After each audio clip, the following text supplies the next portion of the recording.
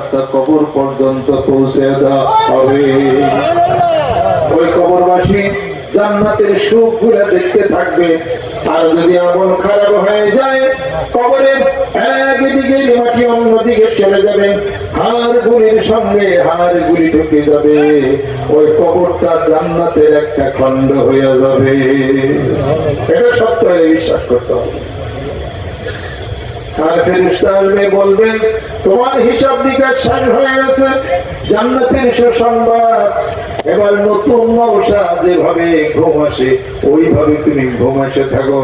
আর যদি কোরআনুল কারীম তেলাওয়াত যদি লোকটি করে, কোরআন শরীফ তাকে সুপারিশ করে জান্নাতবাসী করে নেবে।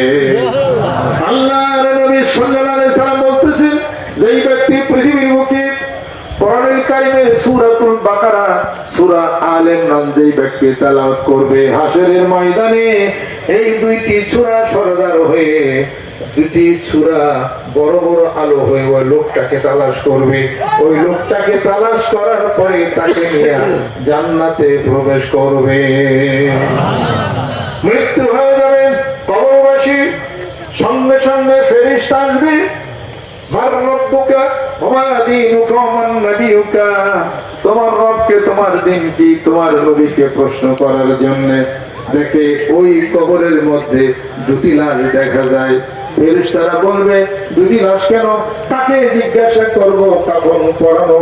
ফেরেশতারা চলে যাবে আল্লাহর কাছে। আল্লাহ রাব্বুল আলামিন বলবে ওই একটি লাশ হলো মানব, আর আরেকটা লাশ শুয়ে আছে, ওটা হলো তার তেলাওয়াত কুরআনুল কারীম।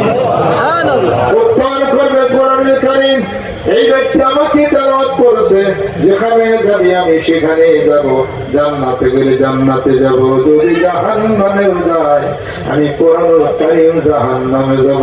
আল্লাহ রাব্বুল আলামিন বলতেছেন, ও ফেরেশতারা কোনো হিসাব নিও না, প্রশ্ন করো না, আমি আল্লাহ রাব্বুল আলামিনের নিকটে সব প্রশ্নের উত্তর হয়ে গেছে। সুবহানাল্লাহ। আরেক লোক শুয়ে থাকবে, বিশাল একটা পাখি তাকে ঝাপটে ধরে রাখবে। মুনকার নাকির ফেরেশতা সওয়াল জবাবের জন্য আসবে। তারা বলবে একটা মানুষ মৃত্যু হয়েছে, কবরের মধ্যে আসছে, আমরা জানি কই সে। পাখি তো সরবে না, পাখির নিচে তাকে সামলায় রাখবে ওই মৃত ব্যক্তিকে, পাখিটা সরবে না। পাখি বলবে পারবে না তোমরা কোন প্রশ্নের উত্তর দেওয়ার জন্য, করার জন্য, যেহেতু সে কোরআনুল কারীম তেলাওয়াত করেছে আমাকে ভালোবেসে, আমি কোরআনুল কারীম পাখি হইয়া তাকে হেফাজত করতেছি। চলে যাও, চলে যাও।